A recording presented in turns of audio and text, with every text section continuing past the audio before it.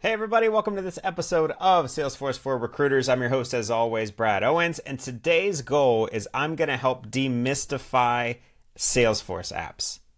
So stick around, I'm going to show you a whole bunch of different things that can help you understand what apps truly means on Salesforce's ecosystem. So there's a few different things that we need to go through first so that you get a base level understanding of what I mean by apps and what a platform truly is. Okay, so the Salesforce platform itself is the way that I relate it is something like building a house. So a Salesforce platform can get you essentially the foundation, the concrete, everything that they put in the ground. What you build on top of that is completely up to you. They'll give you the basics. They'll have water hooked up there. They'll have electricity hooked up there. They'll have, sewer, all that kind of stuff that you would need actually already there in the foundation. But what you build on top is completely up to you.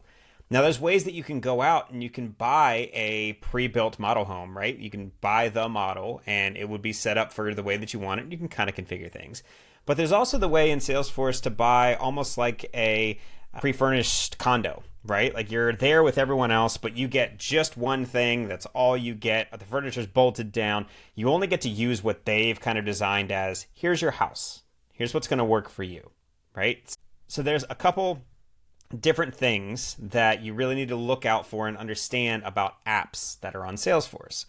So if Salesforce is this foundation, right, they give you the foundations poured with concrete and everything else, they have their own Salesforce apps. There's their CRM, which they're well known for. There's their Service Cloud, which is their customer service brand that they've got. A bunch of different things that work on top of that foundation. They've got their Marketing Cloud, now rebranded as digital. So they have a bunch of different digital type of engagement, different features that you can add on top of this foundation. So they have ones that they sell themselves. Those are Salesforce branded apps. They truly are like licenses that you can buy that you can add on top of that foundation. Now, Salesforce doesn't stop there. Just like the iPhone, Salesforce has its own app store. Matter of fact, Mark Benioff, the founder of Salesforce, one of the founders of Salesforce, gave the appstore.com to Steve Jobs back when they were designing the whole iPhone thing. Because Benioff had the idea, but he couldn't really put it into fruition yet. So he gave it to Steve Jobs. But now Salesforce has what's called the App Exchange. Not the App Store, the App Exchange. It works the exact same way. There are a few different nuances that I want to go through so that you can understand the differences in the apps that you can see there. But the App Exchange itself functions much like the App Store does for Apple. So you can go out, you can buy apps that you can put on top of your foundation that allows you to build exactly what you need. It builds that house that you truly want. Now, you don't absolutely have to build from scratch, right? You're not laying down all the floor and painting everything and doing all that. There are some that will set you up with a basic house that you can come in and rearrange the furniture and put things how you want it, but you don't have to do things from scratch. All of these things are set up in such a way that there is absolutely no coding, the exact same way that you'd use your iPhone, right? So if you were to load Gmail on your iPhone, it populates. Spotify, same thing. Hulu, same thing. Netflix, same thing. Whereas my home screen on my iPhone may have Hulu because I like Hulu better. You might like Netflix better, so you don't have Hulu, you have Netflix. Maybe you're a rebel and you use YouTube TV or whatever it might be. What I'm trying to say is your home screen and your foundation that you have are both unique to you. You can have what's going to work for you, and that's the beauty of this App Exchange. So I want to take you through. I'm actually going to share my screen, and I'm going to show you some of the differences here so that you can understand what I'm talking about when it comes to Salesforce apps. So on this screen here, okay, so I'm going to pull up this screen. So here I am in the Salesforce App Exchange. This is appexchange.salesforce.com.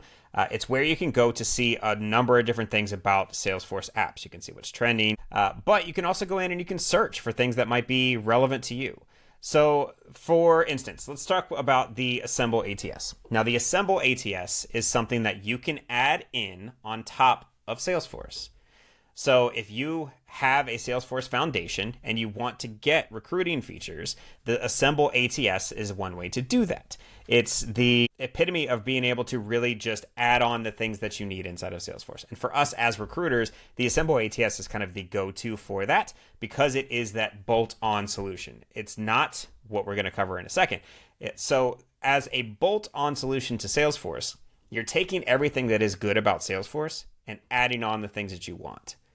These people who sell these types of apps, like the Assemble app, they're not selling you their version of Salesforce. They're giving you features that you can add in to Salesforce where you want them to be, plus things that will help, in this case, optimize your workflow, being able to create your own unique workflow on a per job basis. Like, there's a number of different things that we can get into it about Assemble, and we will throughout this series here. But what I want to make sure that I get across is apps that are truly a bolt-on solution allow you to take advantage of everything Salesforce has to offer. So I mentioned those things in the beginning. Things about like Service Cloud, things about their digital engagement tools, all those tools that Salesforce offers themselves, you have access to all of those. You can still use everything. There's no limitations by using a bolt-on solution. You're just adding in the features that you need. It's not removing anything that you can't use. It's literally adding in more features as an add-on to things that you can use. And that's what the Assemble ATS here really is. Now, there's another way that people can develop apps on using the Salesforce platform. Now, Veeva is its own CRM. Now, why would a CRM be sold in the Salesforce App Exchange? Well, you can see here, they've used the Salesforce Platform API to create a CRM that they think is going to work for a specific industry. So they've created one here for the global life sciences industry.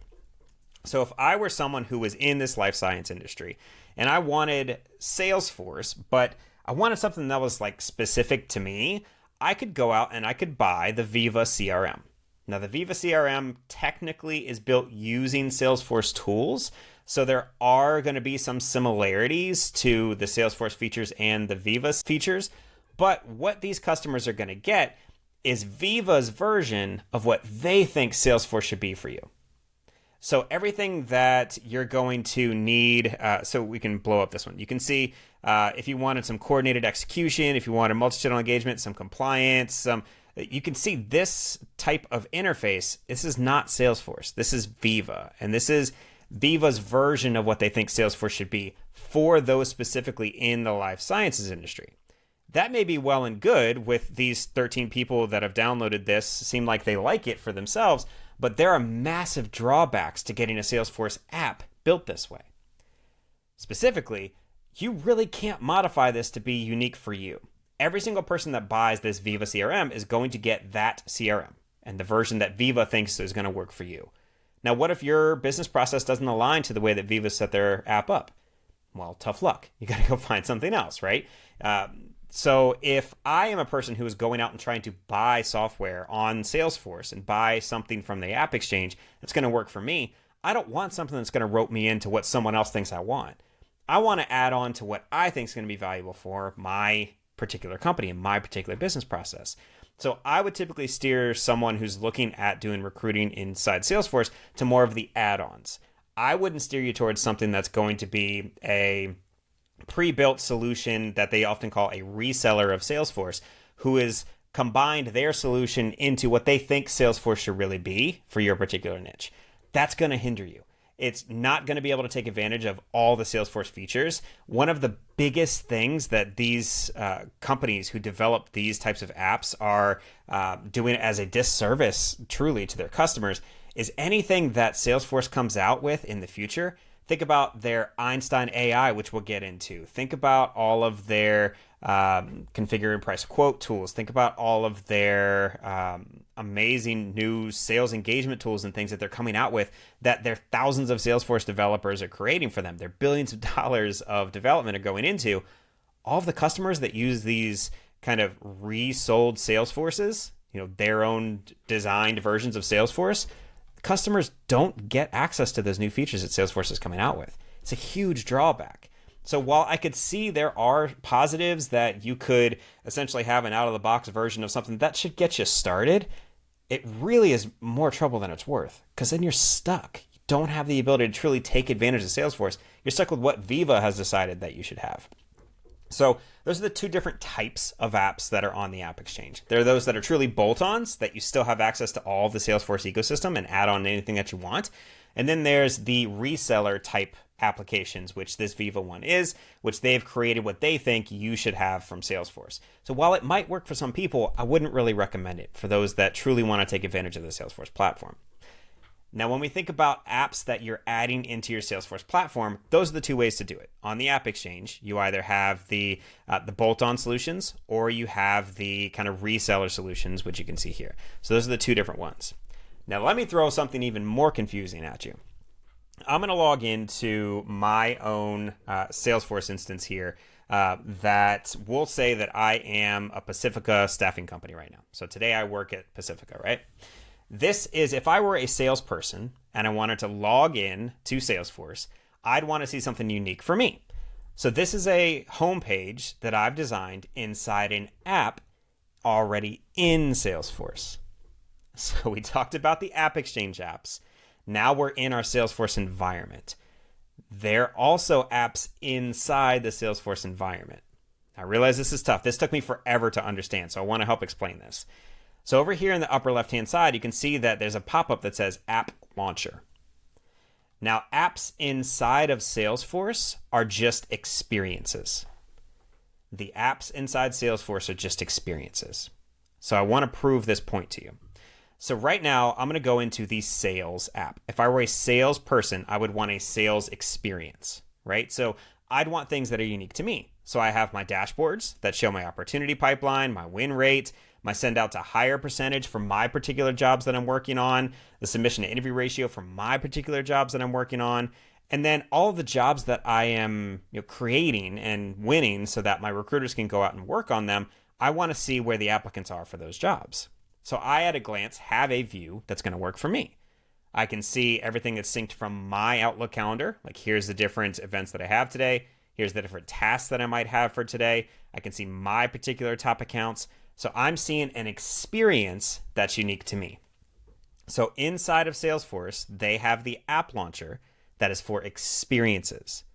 So I want to call out a couple things here. So first, notice this URL. Just keep this one kind of in your mind. You don't need to know it specifically, but notice it says page home. I'm going to create a different experience. So if I were a recruiter logging in and I'm not a person on the sales team, I'd want a different experience. So I'm going to log into the recruiting app.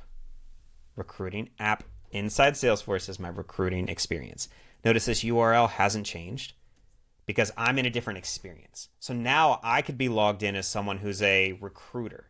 And when I'm a recruiter, I want to see something completely different. I want to see my jobs up top. I want to see different KPIs. I want to see what applicants I have to review, what my own submission to interview ratio is. I want to see how my activities stack up against others.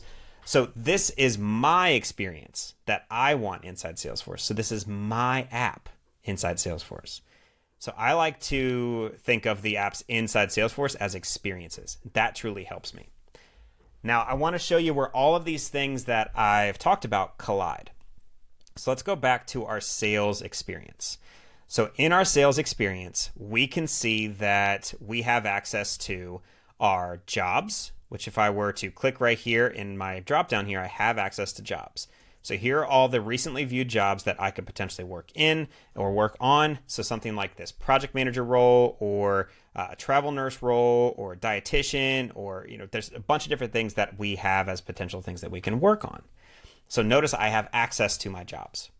If I go into the recruiting experience, I can click up here and do the same drop down. I also have access to jobs, and I can now see all of the same kinds of jobs. So it's not that I have less features because I'm in one app or the other. It's just the experience. The experience is going to be different because I'm a different individual, right? So let's prove this even further here. So I'm going to go back into my sales app, and I'm going to go, I'll just start from the top so you all can see I'm not making anything up here. So I'm in my sales app. I'm going to go into my jobs. I'm going to pull up this project manager role, and you can see that it's a status open. It's a job that's at Omega Incorporated for a project manager. You can see I've got all this different kind of details, right? So this is all powered, and I'll show you once we go into this Kanban view, by the Assemble ATS. Remember the Assemble ATS app that I showed you? So the Assemble ATS from the App Exchange was installed into my environment, and now I have the Assemble app in here powering all of my recruiting. So I've got this Kanban view, I've got the ability to manage all the applicants that have come through, I've got all the details that I can collect on this potential job here. So I am now powering this internal experience by a symbol. So now let me prove to you that even though I'm going into a different app inside Salesforce, I can pull up the same project manager role, and that same project manager role is still powered by a symbol. So you can see these add-on apps are adding into the experience that I'm having inside of Salesforce.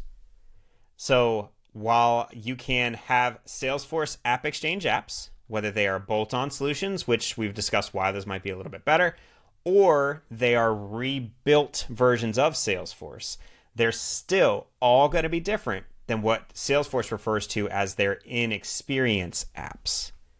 So I'd call this an in-experience app. So inside the experience of Salesforce, I want to have the experience of sales. And here's my experience of sales. Inside of Salesforce, I want to have the experience app of recruiting. Here's my recruiting app. So you can see how you can take these couple bolt-ons that you can add inside of Salesforce and power any kind of experience that you want. So the add-ons just give you features that you can use inside Salesforce. That's why add-ons, I feel like, are the way to go when it comes to Salesforce. When you're talking about these reseller recreated apps like the Veevas of the world that create this own CRM that they think might work for a particular individual, you don't get all of those features. You don't get the ability to add in all of these new things or create all these different apps or be able to tailor experiences specifically for the users that you're looking at. You just get that one kind of blanketed experience that they think might be best. So when you're talking about apps, hopefully that helps you understand the difference of how Salesforce refers to their apps. If you're working with myself or someone from Assemble, the way that we'd refer to these is add-on apps, reseller apps, and then experience apps, because there's 3 different types of apps inside Salesforce.